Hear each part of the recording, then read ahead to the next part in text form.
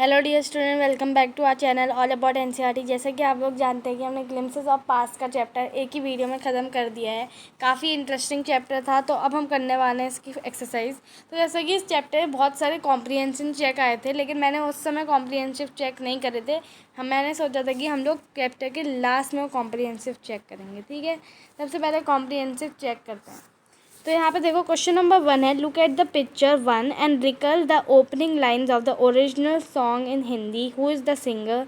Who else do you see in this picture?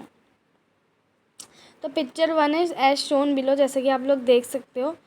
अब देखो यहाँ पे ये कह रहे हैं recall the opening song of Hindi. तो यहाँ पे देखो, o my country man let your eyes fill with the tears as you recall the sacrifices of Indian martyrs. तो यहाँ पे ये है आपकी ओपनिंग लाइन। ठीक है, तो इसके सिंगर कौन है? जैसे कि आप लोग पिक्चर में देख पा रहे हो डियर स्टूडेंट्स, इसकी सिंगर है आपकी लता मंगेशकर।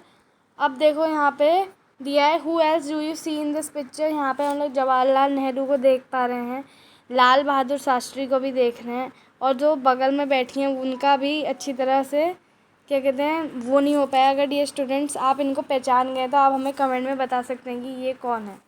तो अब देखो हमारे नीचे वाली पिक्चर में, जैसे कि आप लोग देख सकते हैं, बहुत सारे फ्रीडम फाइटर्स हैं, जवाहरलाल नेहरू, महात्मा गांधी, और उसके बाद हमारे भगत सिंह हैं, रानी लक्ष्मीबाई है, चंद्रशेखर बोस हैं। तो आप लोग और भी देख सकते हैं इस पिक्चर में। ठीक है, अब देखो हम लोग नीचे आते हैं। दीज लाइन्स ऑफ अ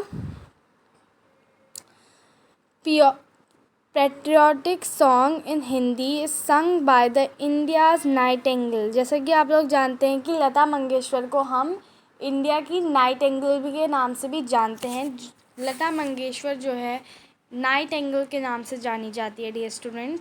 तो Jawaharlal Nehru, Lal Bahadur Shastri, Indira Gandhi, Rani Lakshmibai, Mahatma Gandhi, Bhagat Singh and also can also be seen in the picture. तो ये जो है लेडी आपकी डियर स्टूडेंट, ये कौन है?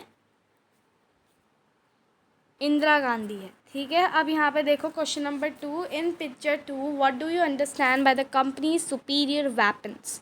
तो as you know dear student that our company East India company was having lot of superior weapons and Indians were not having as compared to British army, right? So what they were doing, they were taking power of their superior weapons and conquering the lands. Okay dear student, तो basically east India company कर क्या रही थी, उनके पास superior weapons थे। तो the East India Company ruled India because they had to access to high quality weapon. वो India में आई रूल्ड इंडिया बिकॉज उनके पास बहुत सारे हाई क्वालिटी वेपन्स थे, जिससे कि वो सारे लैंड्स को कॉन्कर कर सकती थी, उनमें कंट्रोल पा सकती थी। Also they exploited our country resources and fetched the riches to their country। उन्होंने हमारी कंट्री के जो आर्टिशियंस थे वो पूरी आर्ट की इंडस्ट्री पूरी ख़त्म कर दी थी, और जो उनके प्रोडक्ट्स थे जो एक एक मिनटों में मशीन में बन जाते थे, वो उन प्रोडक्ट्स को हमारी कंट्री में बेचती थी। तो अब देखो यहाँ पे क्या लिखा है, question number 3, who is an artisan, why do you think the artisan suffered. Picture 3 की बात हो रही है। तो आर्टिशियन क्या होता है डियर स्टूडेंट? एक होता है हमारा क्राफ्टमैन जो कि बहुत सारी चीज़ें बनाते हैं। जैसे कि आप देखते हैं कि जो आपका पॉटर्स होते हैं वो आपकी पोइट्री करते हैं, वो भी कहीं ना कहीं आर्टिशियंस हुए। तो आर्टिशियंस ने सफ़र्ड कैसे किया? अगर आप पूरा सोचें, जब आपने मेरा प्रीवियस वीडियो अगर देखा होगा तो उसमें मैंने अच्छी तरह एक्सप्लेन करा है कि आर्टिशियंस जो थे उनका जो पूरा बिजनेस था वो ठप हो चुका था, वो पूरा बंद हो चुका था, क्योंकि ईस्ट इंडिया कंपनी आ गई थी। वो सारा सामान इंग्लैंड से इंपोर्ट कराती थी विदाउट इंपोर्ट ड्यूटीज़, और उसके बाद वही सामान वही पूरे इंडिया में भी बेचती थी। क्यों इंडियंस जो थे इंग्लैंड के सामान ले रहे थे और हमारे आर्टिशियंस के सामान नहीं ले रहे थे? क्योंकि उनको लग रहा था कि भाई इंग्लैंड से सामान आया है तो हाई क्वालिटी तो होंगे ही होंगे, इसलिए वो लोग इंग्लैंड के सामान ले रहे थे। और इसकी वजह से जो हमारे आर्टिशियंस थे उनके पास पैसा नहीं आ पा रहा था, और साथ ही साथ उनके घर में उनके घर में खाना नहीं आ पा रहा था, और साथ ही साथ वो बहुत ही ज़्यादा पतले। और जैसा कि आपके जो गवर्नर बेंटिक थे, उन्होंने कहा ही था कि अब सिर्फ जो इंडियन आर्टिशियंस हैं उनके हाथ में सिर्फ और सिर्फ बोन्स रह गई है, क्योंकि उनको खाने के लिए कुछ नहीं मिल रहा है, उनके पास अब कुछ भी नहीं है, क्योंकि सारा सामान तो सिर्फ और सिर्फ हम ही लोगों का बिक रहा है। तो यहाँ पे कहीं ना कहीं आर्टिशियंस जो थे उन्होंने बहुत ही ज़्यादा सफ़र करा था। जैसे कि कोई आंसर देखो, आंसर क्या कह रहा है? An artisan is a craftsman. He is skilled in making decorative items. The artisan suffered because the British goods from Britain and sold them in India extensively, which affected the artisan's business very badly. Also, the British exposed very high taxes on the artisans, which made the artisans economically very unstable. Artisan एक type का craftsman होता है, जैसे कि मैंने आपको answer discuss करने में बताया था। वो बहुत ही सारी चीज़ों में स्किल्ड होता है, मतलब उससे कोई भी चीज़ बन सकती है बहुत ही अच्छी तरीके से, क्योंकि ब्रिटिश जो थे वो अपने गुड मंगवाते थे ब्रिटेन से, तो आर्टिशियन जो थे इंडियन आर्टिशियन, उनके गुड कोई भी ख़रीदता नहीं था। साथ ही साथ जो ब्रिटिश थे वो बहुत ही ज़्यादा हाई टैक्सेस उन पर डालते थे, ताकि वो उनकी जो भी ख़रीदारी हो भी रही है उनका वो पैसा भी जो है हमारे पास आ जाए टैक्सेस के थ्रू। इससे क्या होता था, जो आर्टिशियंस थे उनकी इकोनॉमिकली बहुत बैड कंडीशन होती थी। अब यहाँ पे देखो हमारा नेक्स्ट क्वेश्चन कौन सा है। क्वेश्चन नंबर 4 कॉम्प्रिहेंसिव चेक हो रहा है अभी। Which picture according to you reveals the first sparks of the fire revolt? तो देखो इसमें जैसे कि आपको पता था कि संतस जो थी एक ट्राइबल कम्युनिटी थी, वो आराम से अपना फॉरेस्ट में रह रही थी, लेकिन जब ब्रिटिशर्स ने ऐसा कहा कि भाई हम फॉरेस्ट में रहने वाले लोगों के ऊपर भी टैक्स लगाएंगे, तो संतस के अंदर एक अलग ही आग जल गई थी, और उन्होंने ये फैसला किया कि भाई अब हम नहीं रुकेंगे, अब हमें फ़ाइट करनी पड़ेगी। तो इसलिए 1857 तक अच्छी तरह से जो था रिवॉल्ट होने लग गया था। अब देखो यहाँ पे क्या लिखा है, ये पिक्चर आपको कहा था द पिक्चर, तो आपने पिक्चर दिखाई है। अब क्वेश्चन नंबर 1 आ रहा है working with the text. Do you think the Indian princes was short sighted in their approach to the event of 1757? Short sighted मतलब एक लोग तो वैसे होते हैं जो बहुत ही दूर की सोचते हैं, तो सोचते हैं कि भाई हमने अगर अभी ऐसा करा तो हमारा फ्यूचर में ये होगा, लेकिन कोई लोग ऐसे होते हैं जो सिर्फ अभी अभी के फ़ायदे देखते हैं और वो फ्यूचर का नहीं सोचते हैं। तो वैसे ही जो हमारे इंडियन प्रिंसेस थे उनके साथ भी कुछ ऐसा ही हुआ था। इंडियन प्रिंसेस जो थे उनको ऐसा लग रहा था कि ब्रिटिशर्स हमारी कंट्री में आए हैं, उनके पास हाई क्वालिटी वेपन्स हैं, वो हमें हाई क्वालिटी वेपन्स देंगे, हमारा जो आपस में युद्ध हो रहे हैं उसमें हमारा काम आ जाएगा ये सब हाई क्वालिटी वेपन्स, और ये कहीं ना कहीं ब्रिटिशर्स हमें हेल्प कर देंगे। उन्होंने सिर्फ यही सोचा, उन्होंने ये नहीं सोचा कि भाई फ्यूचर में उन्हीं हाई क्वालिटी वेपन्स से जो ब्रिटिशर्स हैं वो इंडिया में कॉन्कर कर सकते हैं, इंडिया को कंट्रोल कर सकते हैं। तो कहीं ना कहीं जो इंडियन प्रिंसेस थे वो बहुत ही ज़्यादा शॉर्ट साइटेड थे, उन्होंने सिर्फ अभी के फ़ायदे देखे, उन्होंने ये नहीं सोचा कि फ्यूचर में हमारे साथ क्या हो सकता है। तो यहाँ पे क्या लिखा है, yes the Indian princes was short sighted in the approach to the events of 1757 because the British led to the internal fight between Indian princes. They promoted the Indian princes to seek their help with the fighting with one another. In this way they fooled the Indian princes who fought in themselves, and unlimitedly the British took over the control over India. कहीं ना कहीं जो India थे, India में बिल्कुल भी एकता नहीं थी, सब लोग आपस में युद्ध करते रहते थे, हर कहीं युद्ध होता था। जो हर मतलब आपका कोई भी किंग होता था वो दूसरी वॉर में हमेशा रहता ही रहता था, तो वहाँ पे कहीं भी उन्हें यूनिटी नहीं देखी जो ब्रिटिशर्स थे। तो उनको पता था कि ये अपने एक दूसरे में ही उलझे हैं और हम इनका फ़ायदा उठा के इंडिया को कंट्रोल कर लेते हैं। तो कहीं ना कहीं ऐसी चीज़ें हुई। अब देखो यहाँ पे question number 2, how did the East India company subdued the Indian princess? East India company ने कैसे इंडियन प्रिंसेस के ऊपर कंट्रोल पाया? ठीक है, तो सबसे पहले ये समझते भाई ब्रिटिशर्स जो थे उनको पता था कि भाई इंडियन पीपल जो है उनको खुद के रिलीजन में सेल्फ रिस्पेक्ट नहीं है, वो बहुत सारे सुपर स्टिशंस में विश्वास करते हैं। उनको ये लगता है कि अगर वो समुद्र के पार जाएंगे तो वो अपना रिलीजन खो देंगे। तो कहीं ना कहीं ब्रिटिशर्स के समझ में ये सारी बातें आ गई थी कि जो इंडियंस हैं वो सुपर स्टिशंस में बहुत ज़्यादा विश्वास करते हैं, वो एक दूसरे में फाइट करते रहते हैं और उनमें यूनिटी नहीं है। तो यहाँ पे क्या लिखा है, the British created such condition date in the every part of the country, the Indian rulers were fighting in themselves. The English merchant prompt the Indian princes to seek their help in the fight. Such condition created constant chaos and tensions in the country. As a result, the power passed into the hand of British merchants and they became the rulers of the country. तो कहीं ना कहीं जो east India company थी वो इतनी चालाकी से हर कदम आगे बढ़ा रही थी। वो पहले उन्होंने देखा कि भाई इंडियंस को जो है अलग प्रिंसेस अपनी वॉर में व्यस्त हैं, वो हर जगह एक दूसरे से फाइट ही कर रहे हैं। तो वो चाहते थे कि इनको पक्का हमारी ज़रूरत पड़ेगी ताकि ये सुपीरियर वेपन से जीत सकें और वाला लैंड कॉन्कर कर सकें। धीरे धीरे कर करके जो ब्रिटिशर्स थे उन्होंने अलग अलग पॉलिसीज़ चलाई, सब्सिडरी फोर्स आई, रेगुलेशन थर्ड आई, जिससे कि ईस्ट इंडिया कंपनी थी आराम से इंडियन प्रिंसेस को सबड्यूट कर पा रही थी। अब देखो क्वेश्चन नंबर 3 क्या आ रहा है। Quote the words used by Ram Mohan Roy to say that every religion teaches the same principal.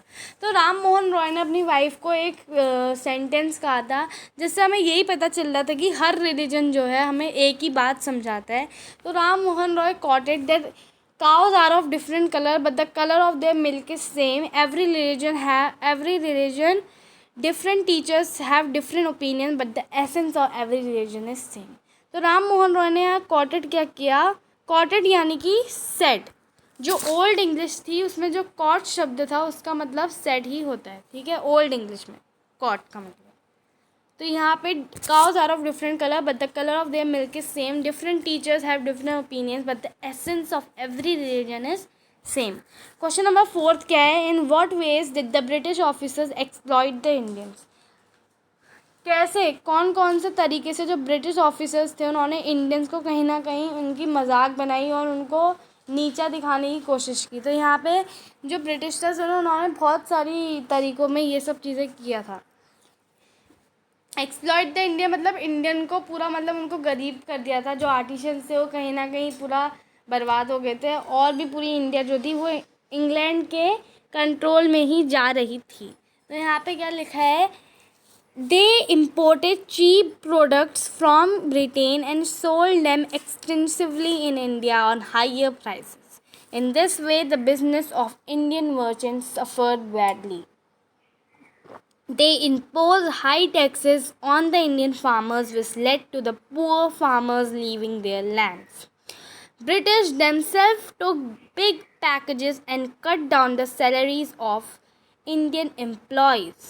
The British took the India's wealth to their country.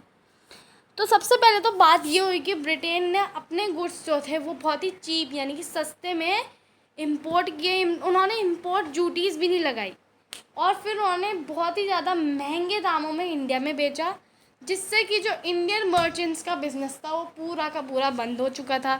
उसके बाद उन्होंने बहुत ही ज़्यादा हैवी टैक्सेस इंडियन फार्मर्स में लगाए, जिससे कि उनके लैंड जो थे वो ब्रिटिशर्स को ही बेचने पड़े। उसके बाद द ब्रिटिश जो थे उन्होंने खुद इतने बड़ी बड़ी वो सैलरीज लेते थे, लेकिन कहीं ना कहीं जो इंडियन सिपाहीज थे जो ब्रिटिशर्स की आर्मी में काम करते थे उनको बहुत ही कम सैलरी मिलती थी। अब द ब्रिटिश जो थे उन्होंने इंडिया की जो पूरी वेल्थ थी वो सब ले ली थी, मतलब सोना चांदी सब वो ब्रिटिश ले गए थे। आज भी जो इंडिया के डायमंड्स होते हैं वो ब्रिटिश जो ब्रिटेन है वहाँ पे रखे गए हैं, वहाँ पे प्रिजर्व किए गए हैं, वहाँ पे इंडिया के ही सारी चीज़ें अभी भी हैं। क्वेश्चन नंबर 5 क्या आता है, नेम दीज पीपल।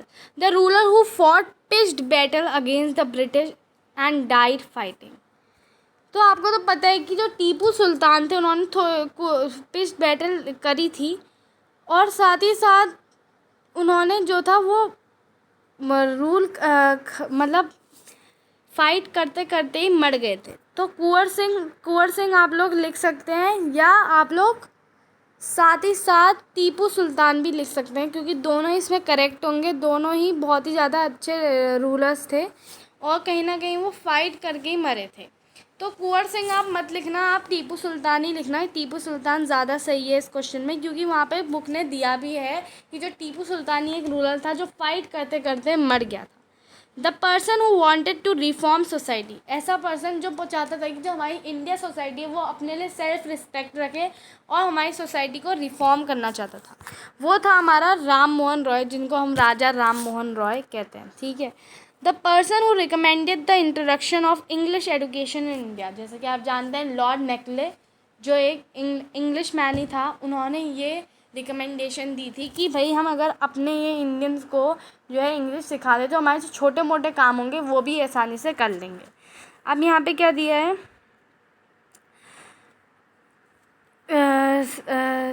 चौथा वाला जो है क्वेश्चन देखो, two popular leaders who led the revolt choices may varies.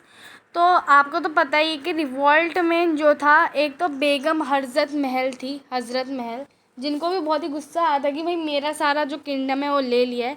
साथ ही साथ आप कुंवर सिंह को ले सकते हैं, और भी बहुत सारे रूलर थे जिनको आप नाम ले सकते हैं, ठीक है। तो अब ये देखो क्वेश्चन नंबर 6 क्या है, mention the following two example of social practices prevailing then. तो उस समय जो सोशल प्रैक्टिस थी वो ये थी कि भाई जो लोग थे उस समय बहुत ज़्यादा बिलीव करते थे चाइल्ड मैरिज में और साथ ही साथ अनटचेबिलिटी। उसके बाद फिर two oppressive policies of British, two oppressive policies of British की थी, एक थी रेगुलेशन 3 और साथ ही साथ जो उन्होंने क्या करा, उन्होंने हमारा जो इम्पोर्ट ड्यूटी थी वो सारी हटा दी थी और साथ ही साथ वो बहुत ज़्यादा हैवी टैक्सेस लगा रहे थे। तो हैवी टैक्सेस, इसमें आप कोई भी चॉइस लिख सकते हैं, इसमें आपकी मर्जी है डियर स्टूडेंट्स। बहुत सारी चीज़ें थी जो ब्रिटिश ने ऑपरेस करी थी, इसमें किन किन चीज़ों के नाम भी नहीं लिए हैं।